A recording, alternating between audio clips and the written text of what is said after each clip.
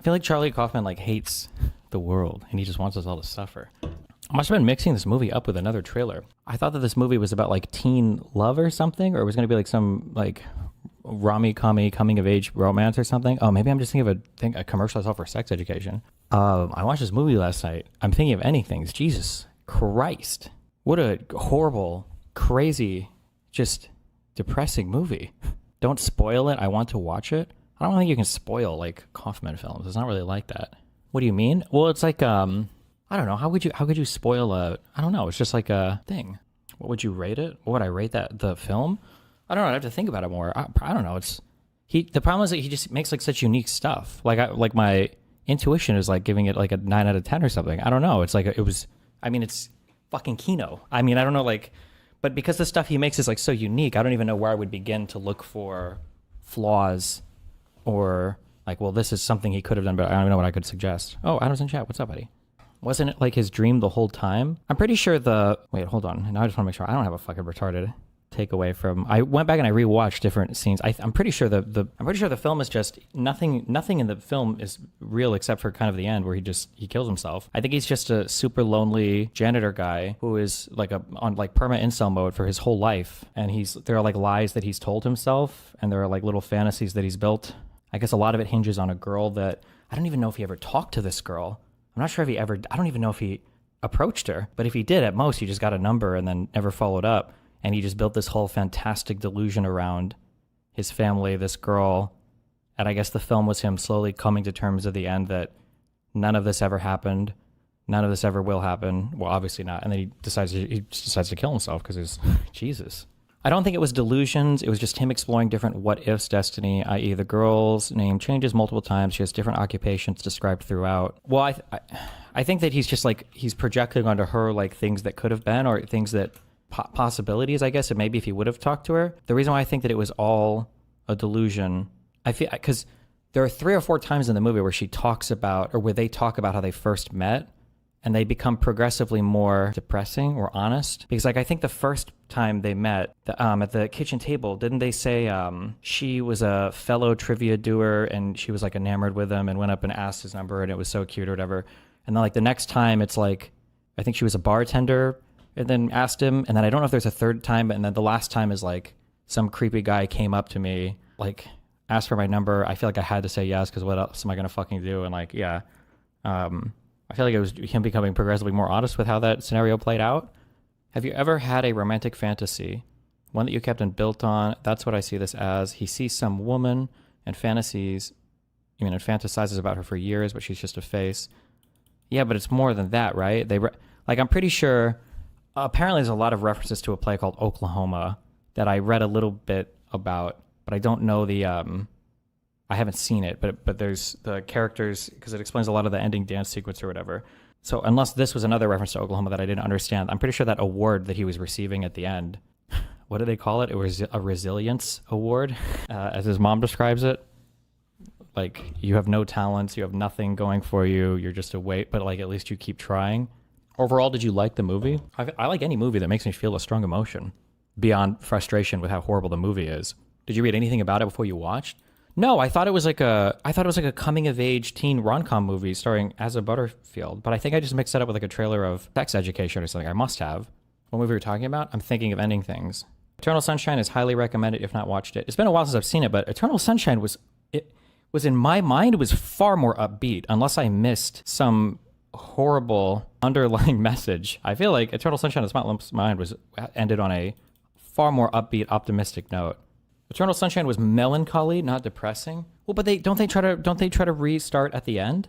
At Destiny, why did it hit so hard for you? Okay, there's this saying of, oh my God, I'm about to sound so pretentious, okay? I swear to God, I'm not a person like this. I don't even know enough movies to be pretentious, okay? Also, I'm juxtaposing this because the day before I just watched that new Frankenstein movie starring Oscar Isaac or whatever, which was just an unbelievably fucking trash, terrible movie. Oh my fucking God, what a bad movie. But anyway, you know how people will say this thing. People will say this thing where they will say, a book is almost always going to be better than the movie because in the book, you can write so much more, you can do exposition, you can describe stuff. And I think that that's basically always true.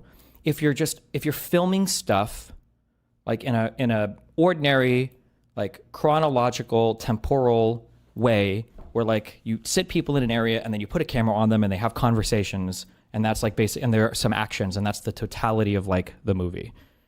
I feel like Kaufman is very good at like conveying atmospheric stuff, just with how he works with sound, how he decides to like where the camera is, people moving around between shots that other people don't do. So it's like it does more with the medium, if that makes sense, I guess. Like, he's a good director. Like you're like, oh, this is a thing that has to be experienced visually.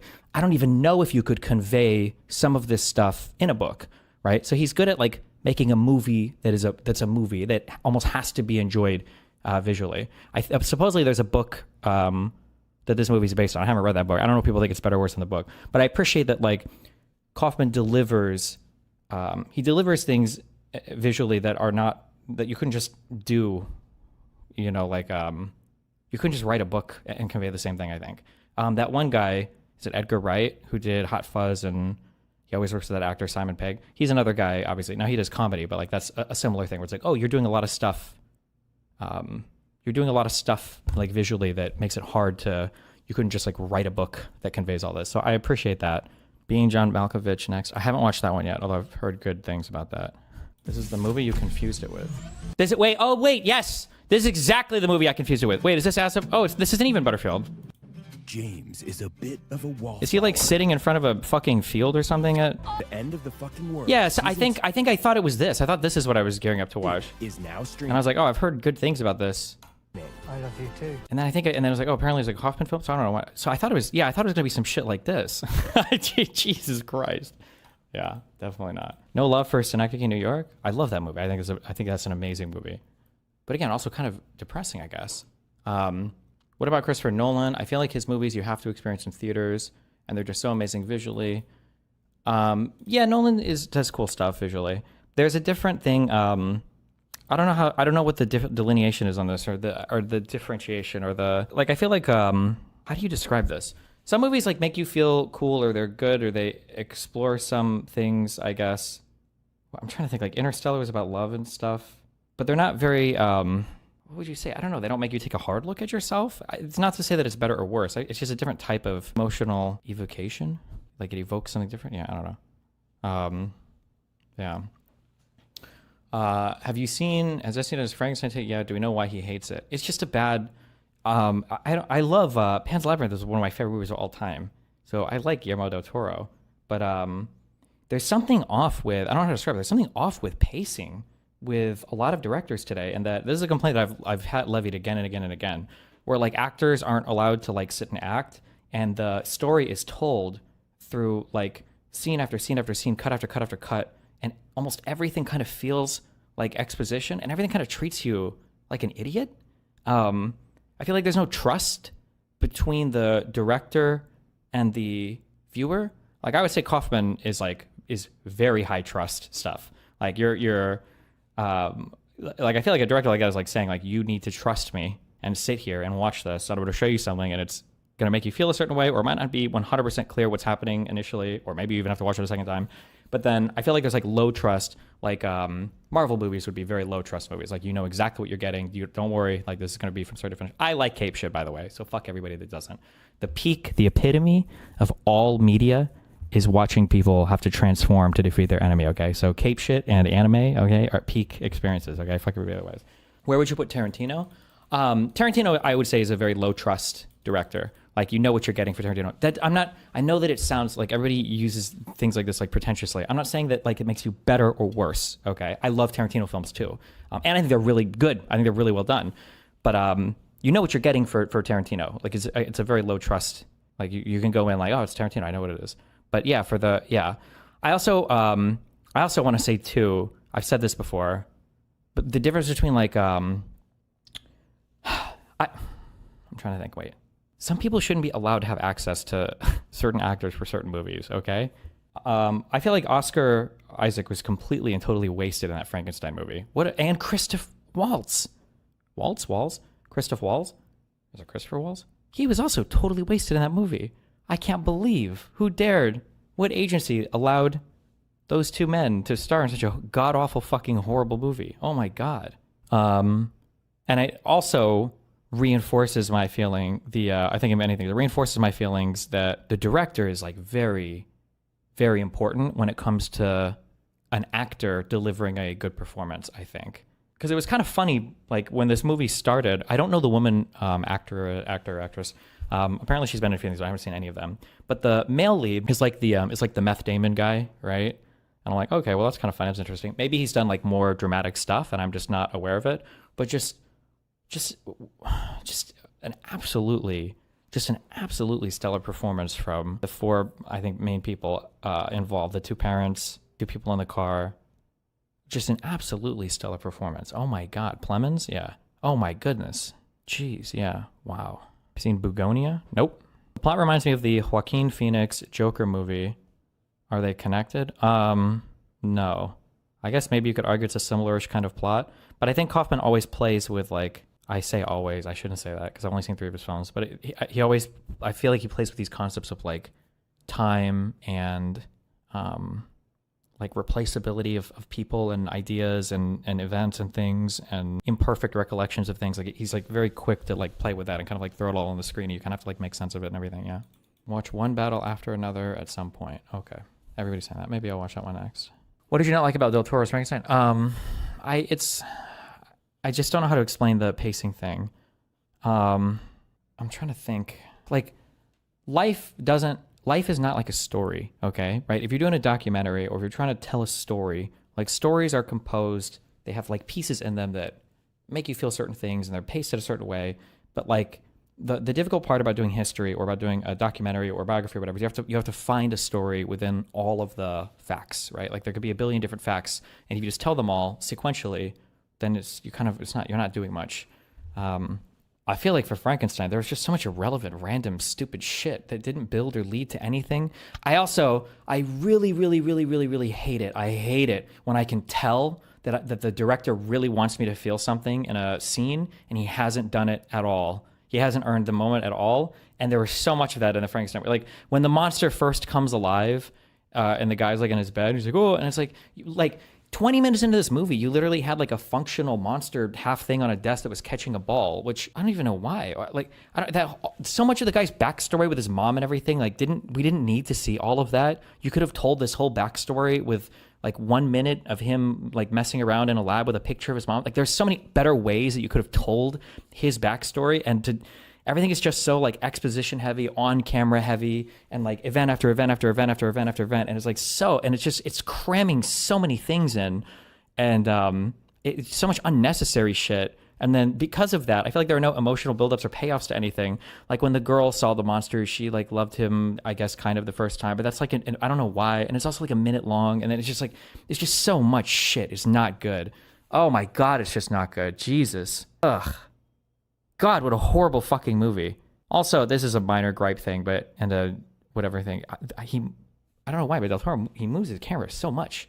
In the beginning, it's actually distracting. He's like 360, almost like Michael Baying, like circling actors. Like, are you okay, bro? Did you just get like a new toy and you have to like fucking roll your camera around on every single fucking shot? Like, just chill. I don't know. I just hated. I didn't like the directing. I didn't like the performances, I guess. But I mean, like, I just didn't. I don't even know what the actors could have even done differently. Like, fuck. Yeah. Fuck that movie. God, what a horrible movie. Oh my God, what a horrible movie. Del Toro stuff feels so uninspired. At least his recent stuff is always, oh no, the monster is misunderstood. Maybe, yeah. I don't remember. Fuck, I read Frankenstein in like high school, I think. It was a long time. Oh my God. And there were like 2 or 3 times in the Frankenstein movie, bro, talk about low trust, where somebody says to like the doctor, he's like, you're the monster. And it's like, I get it. Oh my God. I get it. Please. Jesus Christ. Who wrote Frankenstein? I only know because nobody calls it Frankenstein. I feel like it's always referred to as Mary Shelley's Frankenstein. My guess is because by the time you read it in school, there are a billion different movies and adaptations or whatever anyway, so they always specify that. The girl was pretty annoying. They were all annoying. Everybody was annoying. And it's just, yeah. Fuck. God, what a horrible movie. Ugh. Do you see Eddington? Yes, I didn't understand it, I guess. The movie is either insanely overrated or I'm an idiot or I just didn't. It was like okay-ish, I guess. I don't know. I didn't get the Eddington thing at all.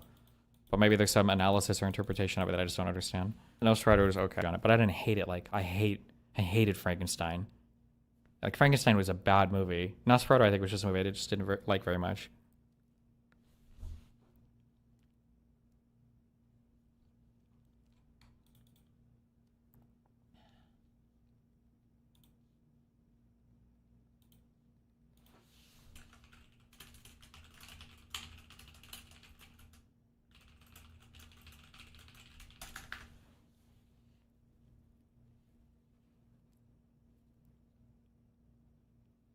Do you think in Nosferatu he actually had sex with a girl at the end, or was he just drinking her blood? I mean, all the blood drinking stuff was incredibly fucking sexual, but I think it was just, wasn't he in love with the girl? I don't remember. It's been a while since I've seen that. He might have been in love with the girl too. Wasn't that the point? That she was supposed to be his wife or something? I don't know. Or not his wife, but he was in love with her or something. I don't know. Stop asking me if I've seen every single movie or show that you've all seen. Stop, Jesus. Why do you think Kaufman hates the world? There's a concept in art that, like, art is always supposed to deliver something positive to the audience at the end. Like, you're supposed to, like, it's generally you don't make a piece of art that's just strictly negative or makes you feel bad in a morally negative sense. Like, you might it might make you feel bad in that it, like, challenges you or forces you to critically analyze something or makes you uncomfortable about some facet of reality. But, like, very rarely, it's very rare that art just makes you feel bad. I'm not really sure, I guess, in looking at the movie, like, I don't know what the I guess I'm not entirely sure what the purpose is of the movie. Like, what am I supposed to take from it? Like, it seems like tracing the story in a very broad sense. The guy was a loser. He realized he was a fucking loser, and then he just killed himself because his life was just fucking horrible. Obviously it was too late at that point to ever improve anything. And it's like, Jesus. Kaufman creates sad art to connect to others who feel lonely. I considered that maybe, yeah. Because there's a line in the movie where he's taking care of he's feeding his mom soup, and the girl that he's imagined comes into the room and is like, it's so nice that you take care of your mom. And I think he says something like, oh, I'm glad you noticed. Nobody seems to notice anything like that, or something along those lines. Maybe it's just I see you and I see how horrible things are. But then to kill yourself at the end, I mean, what's the communication there? That, like, you should? Destiny didn't understand the part about his mom / his brother's girlfriend and their connection to the monster / treating others how you're treated. No, it's not about that. It's just that your generation of people have been brainwashed by Bethesda games that you download and are fucking dog shit on delivery, but you download a bunch of mods to patch them. And when you guys watch movies now, you make movies good by imagining or fantasizing about a bunch of parts that the director failed to convey accurately on screen. And then you come by and you say, oh, well, it was a good movie. You just didn't get this or this or this. We say, what do you mean I didn't get that? And he's like, oh, well, obviously there's this. What do you mean, obviously? That's never shown on screen. And you're like, well, but I mean, like, you should know, obviously. And it's like, no, why the fuck should you know? Why the fuck would I go to a movie and do half the work to put it together for the person? No.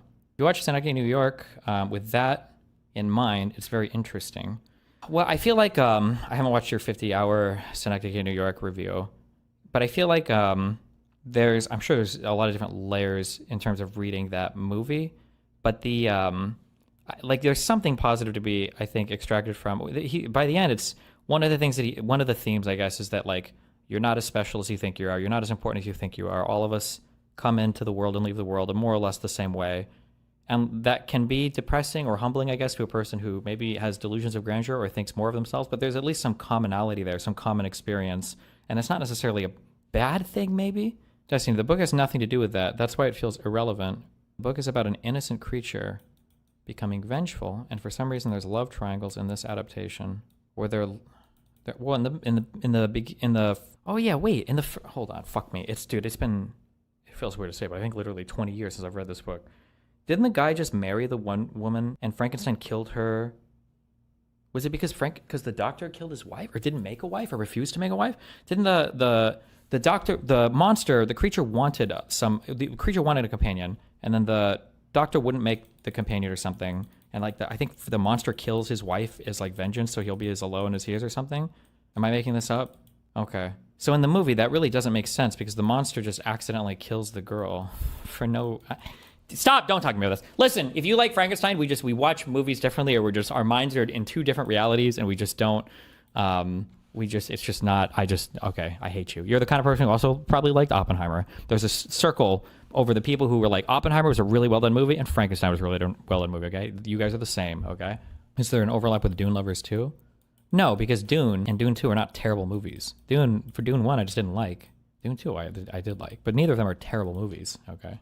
The message I got from I'm thinking of ending things are that we should take advantage of the opportunities we have so that we don't end up in the same place as the protagonist. I guess. But it feels like even his mom from birth, it sounds like this guy was just kind of fucked always. Like he wasn't very smart, he wasn't very talented.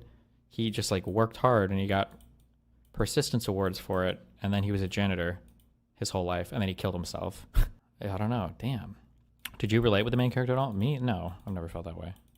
I relate to characters like Kira and Dexter and House. Those are my champs. But I don't think you necessarily have to relate to a character to understand the message it's trying to convey. I imagine if you relate to the character, the movie probably feels a whole bunch worse even. Or maybe it doesn't actually. Maybe it feels better because somebody understands. Fuck it. So I just 25 minutes. This woman did a really good performance too. Both the performances in this movie were really well done. Jesus. saw the new Charlie Kaufman film, I'm Thinking of Ending Things, and it was pretty amazing. Much like his directorial debut, Synecdoche, New York, this is a film that you haven't really watched if you've only seen it once. It's not even really all that complex of a story, it's just a film that doesn't really hold your hand as you watch it. At the end of my first watch, I could understand ideas that the film was going for, but I didn't really know what was going on. After seeing the film 3 times now, I'm pretty confident that I have the vast majority of the film figured out. And I should mention that I don't just automatically love a film simply for being confusing. I didn't watch the film 3 times in order to enjoy it. I watched the film 3 times because I enjoyed it. The tone of this film is both mesmerizing and very unsettling. There's a lot of... The gym conversation with the girl makes it seem like a lot of his life was because he was too afraid to put himself out there, and he constantly retreated to escapism through movies and making mental projections. I'm trying to think of if he would have put himself out there more, if he would have done better. I'm trying to think if that was conveyed in the movie or not. I'm not sure. Skill when it comes to the direction and cinematography. This is also the same cinematographer that's worked with Pavel Pawlikowski on Ida and Cold War. The editing in this film is both uncomfortable and very purposeful. The performances in this film are all amazing. Toni Collette and David Thewlis absolutely knock it out of the park with their characters, and their performances are greatly complemented by the detail in the makeup department. They even changed Toni Collette's teeth between younger and older versions of her character. Once again, the makeup complements their performances. I've seen a few movies where actors will be put in old age makeup, but they don't quite nail the older performance. In this film, there is just so much detail in their performances. Their voice, their posture, their body language, everything comes together perfectly. In some ways, this film kind of feels like a horror movie, and in other ways, it feels like a depressing existential drama. This isn't really a fast-paced film, but I never felt bored. I didn't understand this. Movie, and in other ways, it feels like a depressing... These were dead. She gets upset about them being dead, and he wants to move on and not talk about it. What is this? What was the point of their...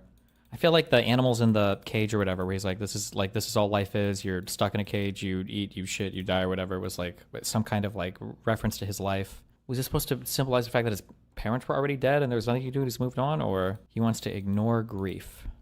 Existential drama. This isn't really a fast-paced film, but I never felt bored. There's a lot of conversation in this movie, but given the story they're telling, it makes perfect sense. This film is kind of a small-scale story, but at the same time, it isn't. I guess you could say it's a bit of a synecdoche. There are small ideas that are used to make greater statements from. The music in this film is also well done. It is very well composed and appropriately used and never feels overbearing. All of the technical aspects of this film are pretty flawless overall. Now, there's a lot I want to say about this movie, but I can't because it would be spoiling the experience of figuring things out for yourself. So if you don't want to be spoiled for this, going to offer my full analysis and, I guess, explanation of what I feel is going on in the film. There's your warning, 3, 2, 1. The first thing you need to understand about this film is that the janitor character and Jake are the same person. The story we're seeing with Jake and the female lead is taking place inside the janitor's head. At the beginning of the film, when we see the janitor looking out the window and it cuts to the female lead, as it cuts back, you can tell that the actor has been changed to Jesse Plemons, who is Jake. The recurring phrase in the film, I'm thinking of ending things, not only refers to the female lead wanting to end the relationship. This is, it's hard, again, I swear to God, I'm not trying to sound pretentious. But when I say like, Kaufman will change things as he, not in an edit, but like he'll change things between scenes or whatever. As it cuts back, like temporally, like he'll just move people around or whatever. You can tell that and I feel like that's the kind of thing it would be really hard to convey that in a book. But that's taking advantage, I would say, like of the medium. That's like a good use of the medium. That's the thing that you can do visually. You can't really convey textually in the same way, I think. Actor has been changed to Jesse Plemons, who is Jake. The recurring phrase in the film, I'm thinking of ending things, not only refers to the female lead wanting to end the relationship, but it also refers to the janitor character wanting to end his life. It's also weird, because I came into the film thinking, I'm thinking of ending things is definitely about suicide. As the film goes on, I'm like, oh, okay, it's about her. It's about ending the relationship. And the guy was just being cute by making it seem suicidal. And then by the end, I was like, oh, he's definitely killed himself. Never mind. Jesus. I reached out to the composer to use the film score for this review. The OST never got released, so now I'm probably the only person outside the production that has the soundtrack. Nice. Good job, Adam. The soundtrack was really nice for this film, too, yeah.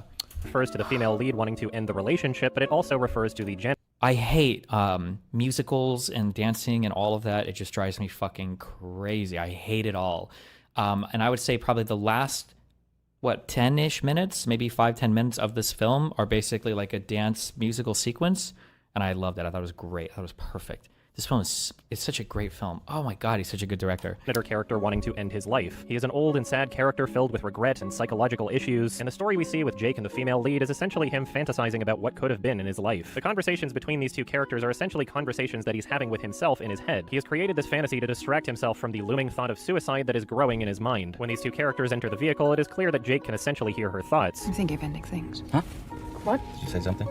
No, I don't think so. There are some that have criticized this film for feeling as though the conversations that these two characters have with each other are essentially just an extension of the writer's beliefs. But what's clever about this film is that it's supposed to sound like one person talking to himself in his mind. The conversations between these characters are all happening in the janitor's head as he gets ready and leaves for work and cleans the school. When Jake adjusts the radio in his car, we can see that it's actually not the interior of his car, but that of the janitor's truck. In both of the vehicle scenes, there are quick shots where we can see the female lead turning around in her seat as though someone's watching her, and when she recites the poetry about returning home, she stares directly into the camera at both us, the viewer, and the janitor character. It's like he wrote it about me. Because the female lead in this film is essentially constructed out of the janitor's fantasy, the poetry that she claims as her own is one that actually already exists, and same goes for the paintings she shows on her phone. These are essentially just plucked from the memory of this janitor character. Her backstory also changes throughout the film. At one point in the film, she says she needs to leave in the morning because of a paper she needs to write for school, and at another point in the film, she says she has to leave because she has a shift at a diner she works at. At points in the film, she says she grew up in a farmhouse and in a... Ooh, I'm curious. Did she actually say she had a shift at the diner? I don't think she said that. She might have. I thought when I didn't go back and rewatch this, so maybe she did. But I think every time she referenced something the next day, I think she just says here, "Oh, I have a shift in the morning," and it made it sound like it was always about his shift as like a janitor. Like, "Oh, I have to go to school. I have a paper I have to write. I have a class, or I have a shift." And I was always like, "Oh, it's the janitor shift." He's talking about himself. But maybe she did say diner shift. Maybe I missed the word. The diner she works at. At points in the film, she says she grew up in a farmhouse, and at another point in the film, she says she grew up in an apartment. At one point, she's studying biology, and at another point, she's studying film, and at another point, she's studying physics. This constantly shifting character is the result of this janitor's fantasies. He is essentially testing the waters with hypothetical scenarios in his head. What would my parents think if I brought a girl home who was a painter? What would my parents think if I brought a girl home who was studying physics? This is the janitor trying to imagine several different versions of what could have been. At one point, her accent changes, and she suddenly has a cigarette. At another point, she completely changes into the woman from the film the janitor was watching. Earlier in the film, they mentioned that films can replace your thoughts like a virus. Everything wants to live, Jake. Viruses are just one more example of everything. But Even fake, crappy movie ideas want to live. Adam earlier said something about like people were critical because it sounds like the director talking to you. I feel like in a way, isn't art always like that? The artist is communicating with you, like things that he feels. Like you're not gonna be able to make art that doesn't communicate something you feel, I would imagine, generally. Yeah, it's a little meta too. I guess. Well, would a redundant statement to say Kaufman's films are very meta. Because obviously in talking about media wanting to live and wanting to propagate itself, wanting to do all these things, or that people are unoriginal and copying things, in a way he's talking about, obviously he's making a film, he's making a movie for you to watch too, yeah. They grow in your brain. And they also call back to this virus line shortly after she transforms into the woman from the film. reinterpreted for us, and it infects.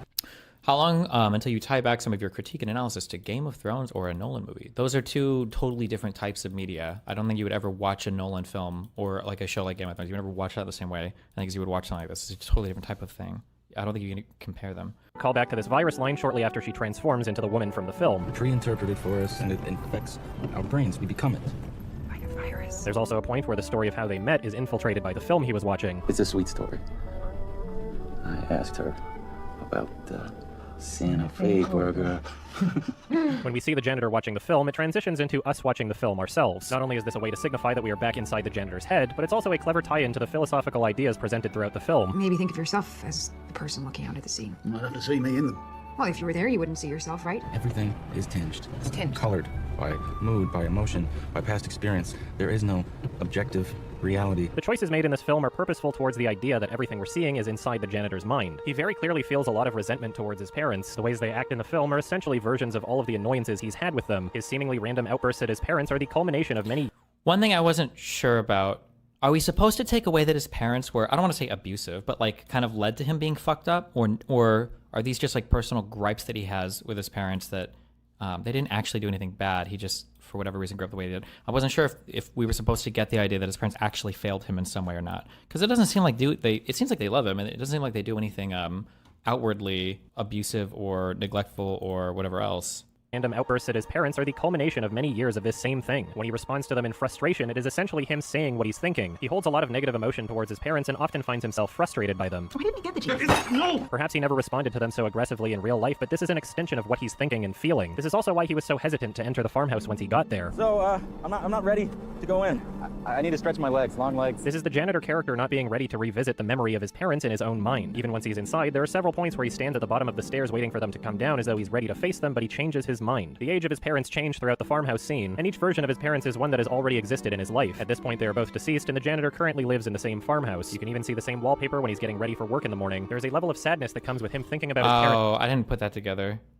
I figured by the end the parents are definitely dead, and he still lives. He must go back to that house. I didn't.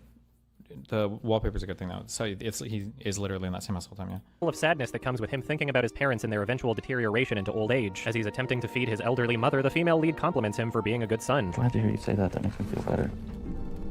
Sometimes it feels like no one sees the good things you do. This is the janitor longing for someone to love and appreciate him. And shortly after, when the female lead is walking down the stairs, we can see that the janitor is criticizing his own thoughts and fantasies. Jake needs to see me as someone who sees him. He needs to be seen, and he needs to be seen with approval.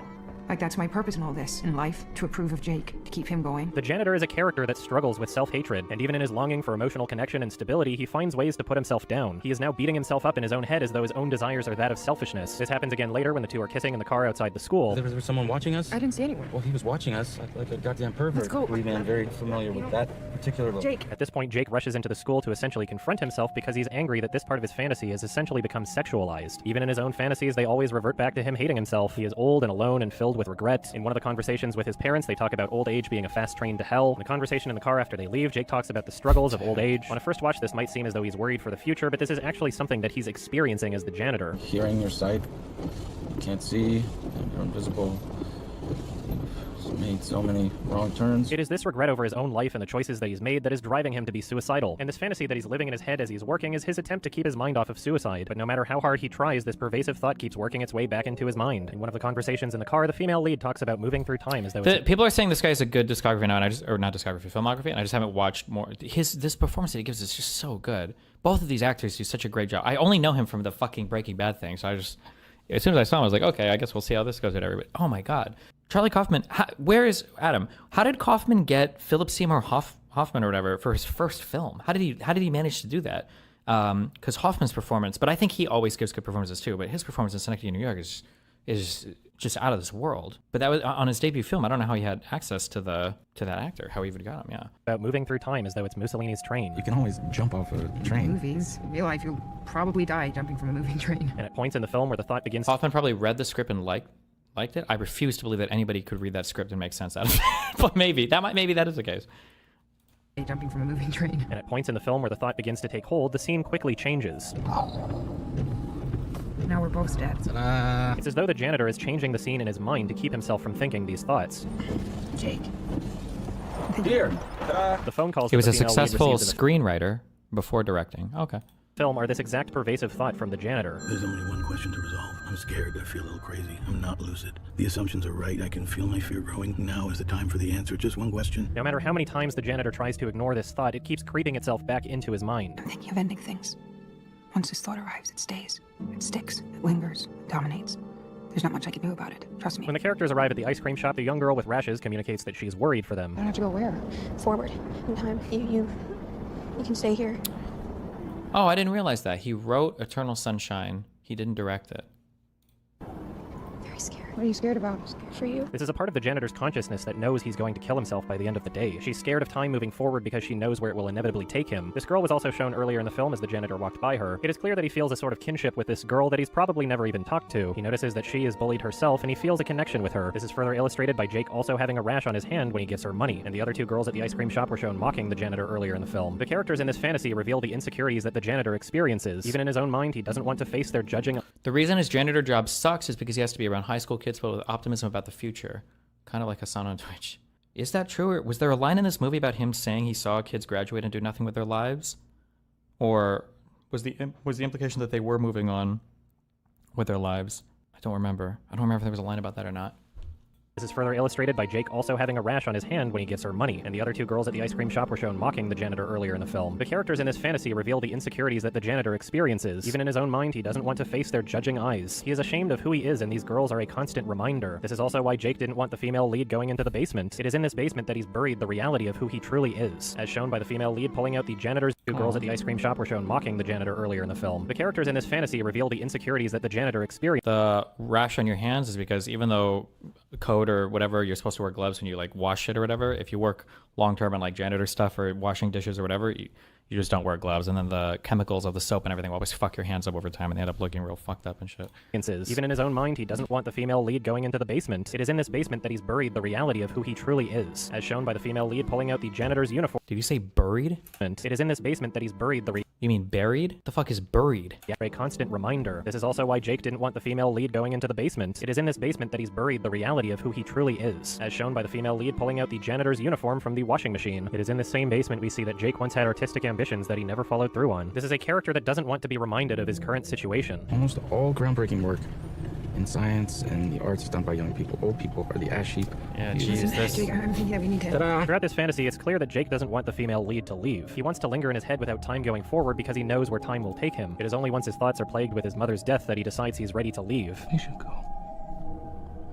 Oh, also, for anybody who's ever done psychedelics, I feel like his films, especially this one, give you the impression of what it's like to be kind of too high on mushrooms or LSD more than any of the movie I've ever watched in my life. The people looping or repeating sentences sometimes, or things just like moving around, or like you moving through. It feels like literally like a literal actual trip. If you've done like a decent amount of mushroom psychedelics, like more, yeah, definitely more than anything we've ever seen. Jesus.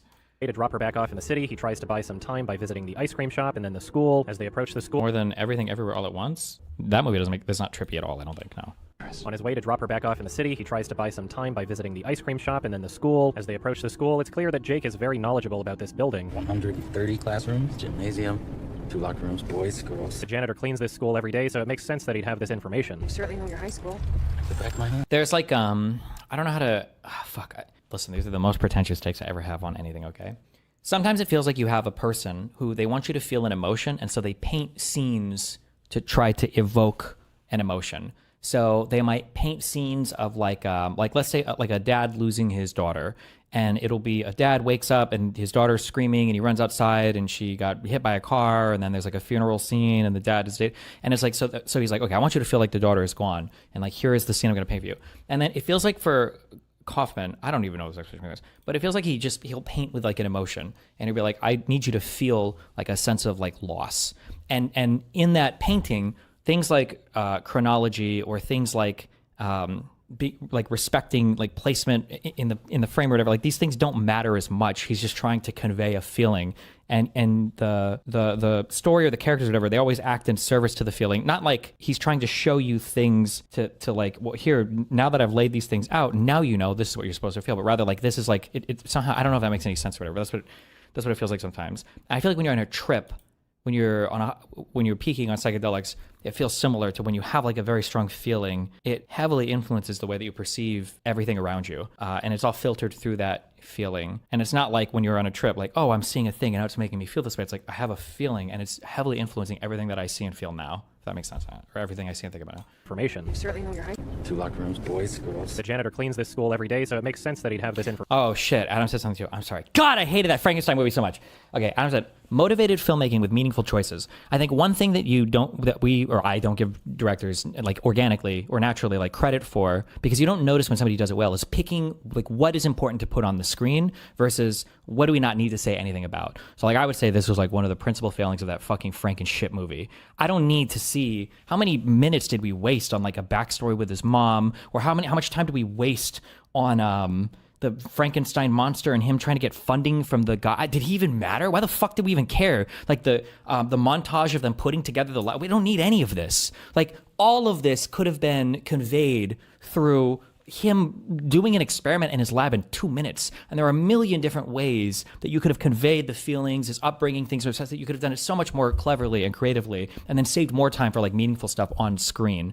But I feel like I'm saying this as the man in not the man in the arena, but the man in the audience, okay, the critic who can endlessly nitpick and never have to stake anything. like if you had like, I don't need notepad for this. If you had 100 facts, I feel like a shitty director will look at the 100 facts and you'll say, okay, how do I fit all 100 facts of these into this movie? And then like a better director, like a good director will be like, okay, what are the assortment of facts that I need to tell this story? Maybe I only need half of them. But then like a great director would be like, of all these facts, like what is the emotion that's being conveyed here?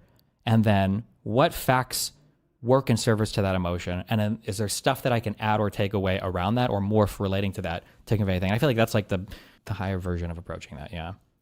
And then the school. Like there's no wasted time. This is also what I mean when I say like a high trust film. Like you have to trust that the director is engaged in meaningful work. When you're watching movies like Frankenstein or like a Marvel movie, like you can walk away from the screen for 5 or 10 minutes and then come back and, you know, this is not true, but like the director, I imagine, wouldn't be very mad. He would be, right? But the director would be like, oh, it's okay. You just missed like 5 or 10 minutes. Like come back or whatever, right? It's good. You're good. It was just Iron Man got his like new core or whatever. It's like, okay, cool. I got it. I can figure it out next scene anyway, right? But for like a film like this, like he's like every scene is incredibly meaningful. You can't just like leave and come back. Like you could, and you could piece the story together, but like he has like 2 hours and 15 some minutes and the choices are meaningful and everything is expanding upon or some theme or illustrating some point or it's doing something. And to just like, he only has so much time to show you something. Like, why would you walk away from this and then come back? You're never going to recreate in your mind whatever he would have shown you on screen, I guess. Yeah. Okay. We're almost done being pretentious. I swear to God. Okay. And then the school. As they approach the school, it's clear that Jake is very knowledgeable about this building. 130. How can some be implied without needing to take up time to be explicitly explained also? Yeah, that too. Like, you don't need to know every single part of a backstory, you know? Like if that Frankenstein of Del Toro, I don't like to shit on Del Toro because I love Pan's Labyrinth so much. I don't know what happened with the Frankenstein movie. But like when you take like a shitty director and you give him a movie like this, there would have been like a 20-minute sequence of like, this is when he tried to apply to college and then he couldn't get in and then he took out a bad loan and then his car broke down so he had to get a job as a janitor and then as time went on he got an injury on his leg so he couldn't do that and then it's like, okay, now we can tell the story. No, none of that matters. We don't need to know every single facet of how that's not relevant. You can paint that with a broad brush and the viewer can fill it in, or the viewer doesn't have to know exactly. You just have to know like the end result of this is so much less important than everything else we see on screen. There's so much more important stuff than like the individual trivial facts for how he wound up where he was, you know? Yeah. Ice cream shop and then the school. As they approach the school, it's clear that Jake is very knowledgeable about this building. 100. Destiny, I don't like these movies much, but why do you think the artist needs to make a point or conclusion? The point is to make you feel like / relate to the generator. If you don't like these kind of movies much, that's fine. I don't think I liked these movies much until a few years ago. I don't know why. Maybe I hate to say like you get older, like you're better or whatever, but that's not true. I didn't like movies like this. I hated shit like this 10 years ago.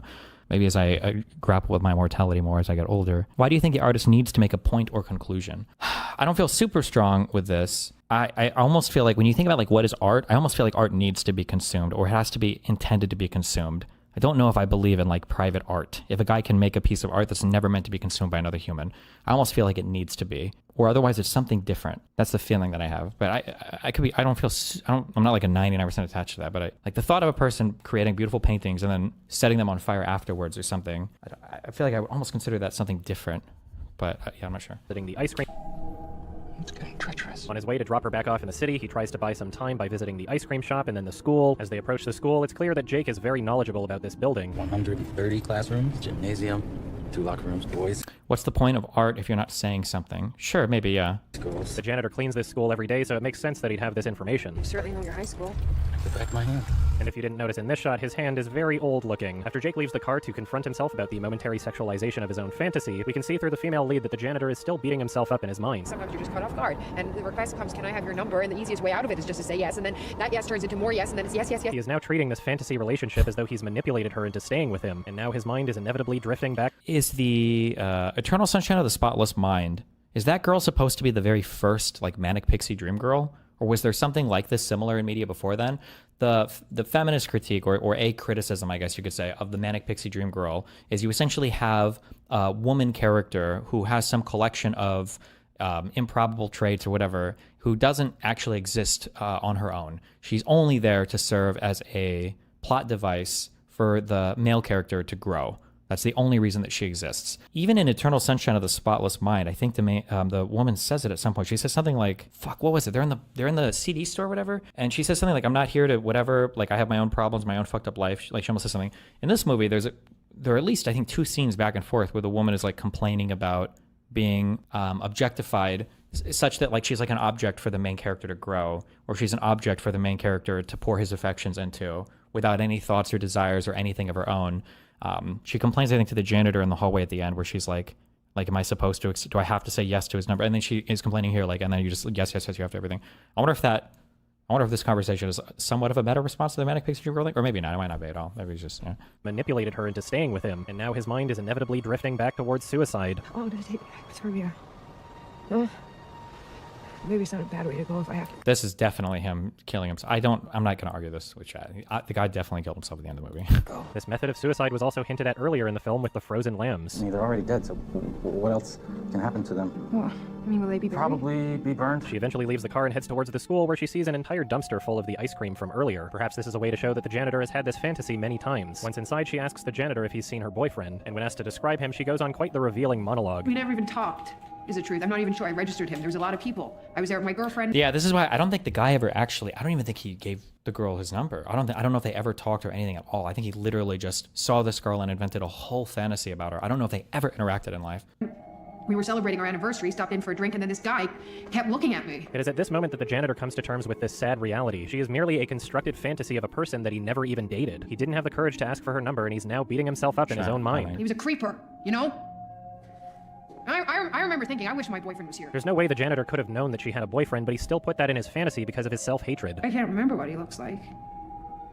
Why would I? There are several points in the film where she says things like, why would I know that? This is another example of the janitor creating this fantasy in his head and thinking about what the character would realistically know. It feels like I've known Jake longer than I have. What has it been? A month? 6 weeks? Maybe 7. I should know exactly. I'll say 7 weeks. Yes, he gets recruited into the Avengers. Based.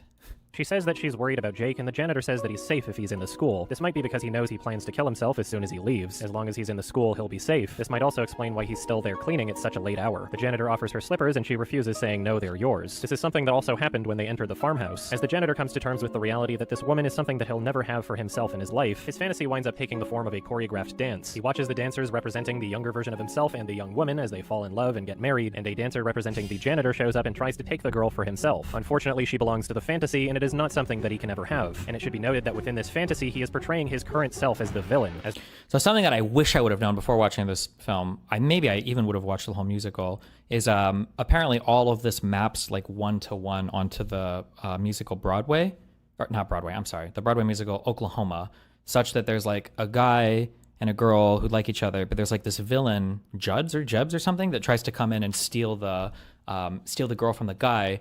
And then it's very telling that in his fantastic recreation of this like dance scene, he actually casts himself as the villain.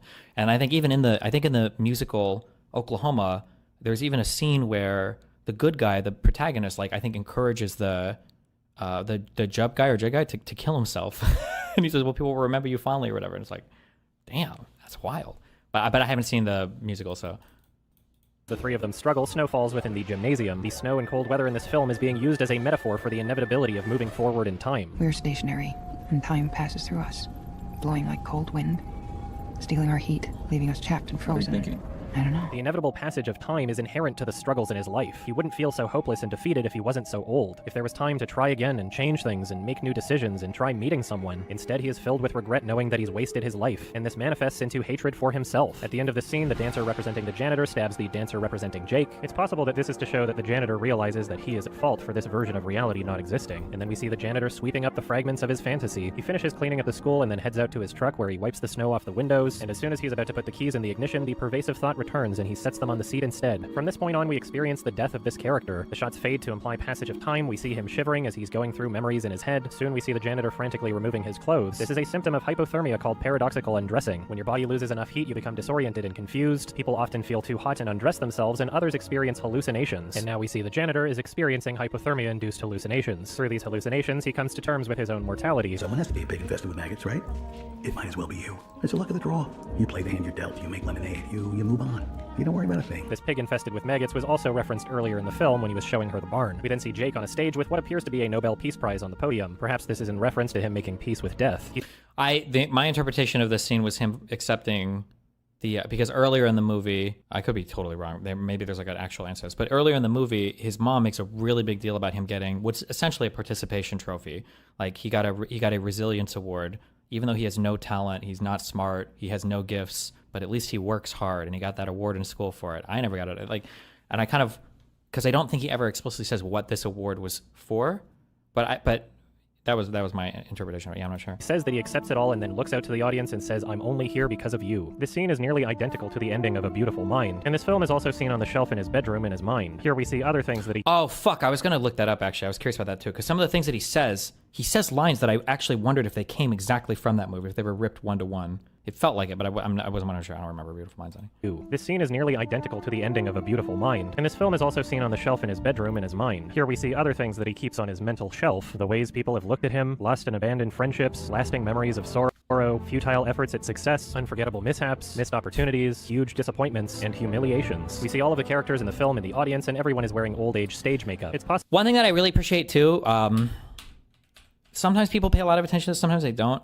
There's a specific name for this in set design. I don't know what it's called, but in like props or something. But like people that pay attention to the background of scenes and they put like meaningful things in them, I think counts for something. I just realized this David Wallace person, I think at the beginning of the film or in the middle, I think the girl asks him like, "Oh, did you know about David Wallace or whatever?" And the guy's like, "Yeah, that he killed himself." I think that's the only thing people know about him is that he killed himself.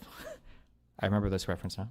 Here we see other things that he keeps on his mental shelf, the ways people have looked at him, lost and abandoned friendships, lasting memories of sorrow, futile efforts at success, unforgettable mishaps, missed opportunities, huge disappointments, and humiliations. We see all of the characters in the film in the audience, and everyone is wearing old age stage makeup. It's possible that this is to show that as his own mind and body are deteriorating, he's bringing everyone in his mind along with him. Now we're both dead. It's also important to note the line that we hear when the film cuts to the female lead in the audience. Physical, metaphysical, delusional, and back. Jake then says, "I'm only here because of you. You are the reason I am. You are all my reasons." We then see Jake perform the song Lonely Room from the musical Oklahoma. It was mentioned earlier in the film that Jake is very familiar with this particular musical. But I know Oklahoma best, I guess. They do it every few years for obvious reasons.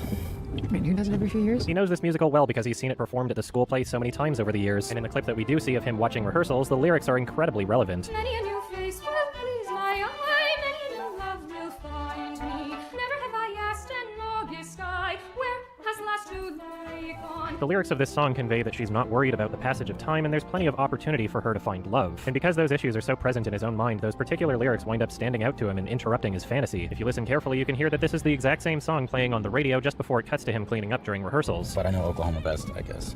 They do it every few years for obvious reasons. This is more evidence to support that this film is being told in order from the perspective of his own mind. It's also worth mentioning that the dancing we saw earlier has many similarities to the dream ballet sequence in this same musical. The song that Jake sings is one that is performed by the character Judd Fry in the musical, and although I have not seen Oklahoma, this character is described as a mysterious and dangerous loner. The lyrics in this song evoke strong feelings of loneliness and isolation. The lyrics also describe the character waking up from a fantasy they had about being with the girl of their dreams. Once the musical number is over, the audience stands up and applauds as Jake is brought to tears. The shot slowly fades to blue and then fades back into what appears to be the next day outside the school. Here we can see the janitor's truck is covered in snow and Jake's car is nowhere to be found. Now, whether or not the janitor succeeded in killing himself would depend on whether or not he actually followed the pig into the school. And even if he did, it's entirely possible that his hypothermia would have reached the point of no return and he still died in the school. Part of me feels as though the fade to blue is a way to signify that the character died, much like the slow fade to gray at the end of Synecdoche, New York. It's worth mentioning that you can hear the engine of another vehicle near the end of the end credit sequence. Perhaps this is someone showing up to the school the next day trying to get through the snow. So yeah, I'm not 100% sure whether or not the janitor was successful in his suicide, so feel free to let me know how you interpreted it. Anyway, I loved this movie quite a lot. It's a film that really stuck with me, and I've been thinking about it ever since my first watch. I love films that get better the more times you see them. Even just going over the film while recording this review, I noticed more to appreciate. Not only is everything about this film amazing on a technical level, but the choices that it makes are so purposeful towards what it's trying to achieve. The choices for the structure and editing are not just unique and interesting, they are incredibly important for the story that it's telling. I absolutely loved this film and would recommend that everybody watch it at least twice. It's certainly not a movie that everyone will love, but it really connected with me. Charlie Kaufman's films are ones that really speak to me on a deep emotional level, and I sincerely hope that he's able to get more projects made in the future. And I'm giving this one a 10 out of 10.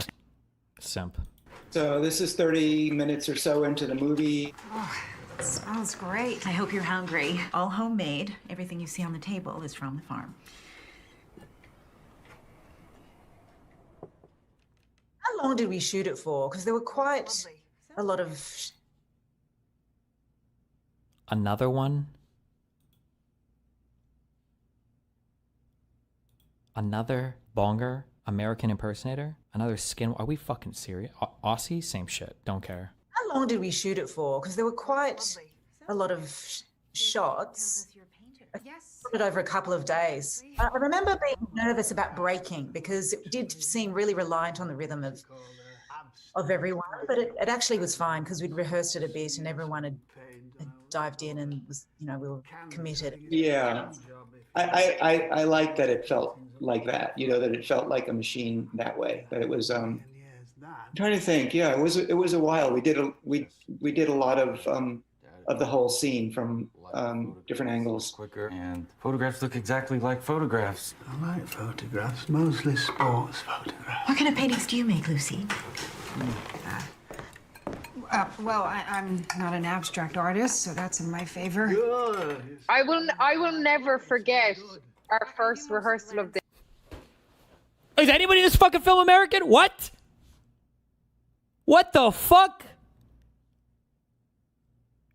What is this, Irish? Oh yeah. Are we okay? Sorry, not relevant. Doesn't matter. I will never forget our first rehearsal of this and us laughing.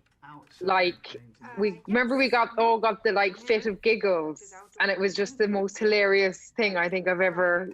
We didn't even shoot it, but it was the rehearsal that was just so funny. Jake used to paint too, of course. And that was fun. It's funny, wasn't this scene pretty much the only scene that we were worried about continuity on for a moment? Yeah, oh my God. Yeah, I didn't really care all that much. I think that had to do with the prop guys. Again. He doesn't even give a fuck. Continuity. The fuck is that? And they were so committed to everything, like the candles need to be the right length. And... Yeah, I know. It's so tense and so funny at the same time. Yeah. Like that painting of that girl sitting in a field looking at a house. Christina's World, Wyeth. Yes, exactly. But without people. How can a picture of a field be sad without a sad person looking sad in the field? That's an interesting problem. I struggle with that. Well, I have some pictures of my work if you'd like to see them. Like who is going to speak next? Because we were trying to sort of like, as if this was in your head, you would know, now you're going to speak.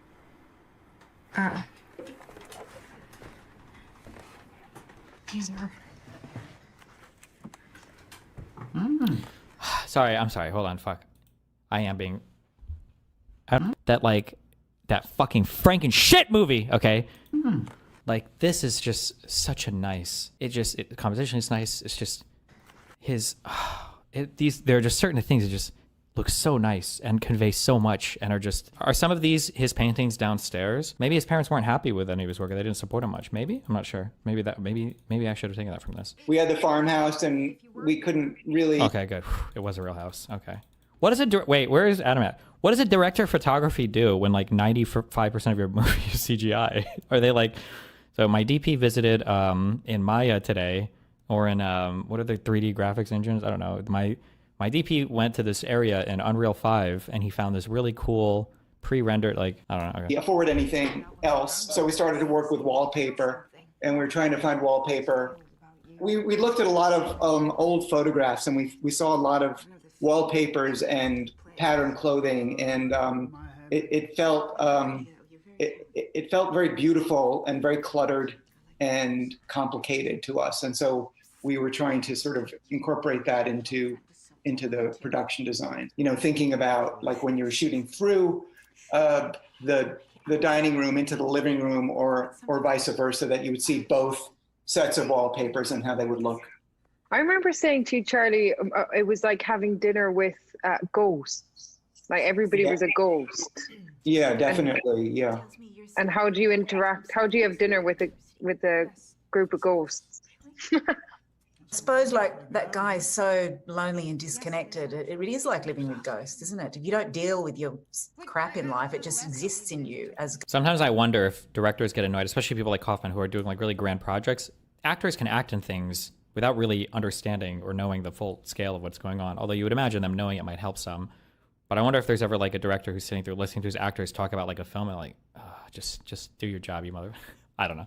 Ghosts and kind of controls you, and that does happen decade after decade unless you look at it. And it's just become so toxic. Fuck, I do get it actually, I hardcore get, just in looking at this again, Synecdoche, New York vibes of when Philip Seymour Hoffman is like directing his own life and he's like staging people and he's telling people to do things. This is essentially, I guess, what is happening here is he's at a dinner watching his like hypothetical, theoretical, fantastical girlfriend that he's changed names, changed roles, changed whatever of, interacting with his parents and imagining how that might go and everything, right? It feels that does happen similar. decade after decade, unless you look at it.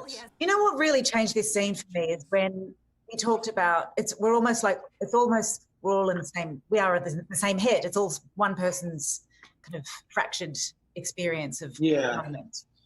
And individual, but mostly that we're all. I was like, yep, that was the movie. All kind of. Do you think that part of the issue might be that he got like interest in like science or physics or like almost like city-ish life, but his parents were very much like farmer or like rural type people? Do you think that was a source of conflict here? Because I'm thinking back, it is very important, like things like science and physics and names and the genus addition and like all like these things are very important. But his family, they're literally from a farm. Right, they live in a farm. That's what they do. I wonder if that was like a source of conflict, or maybe one reason why he blames something. Maybe I don't know. I'm not sure if. Yeah, I don't know. Oh, this is brought up quite a bit that they've only known each other for like 6 weeks.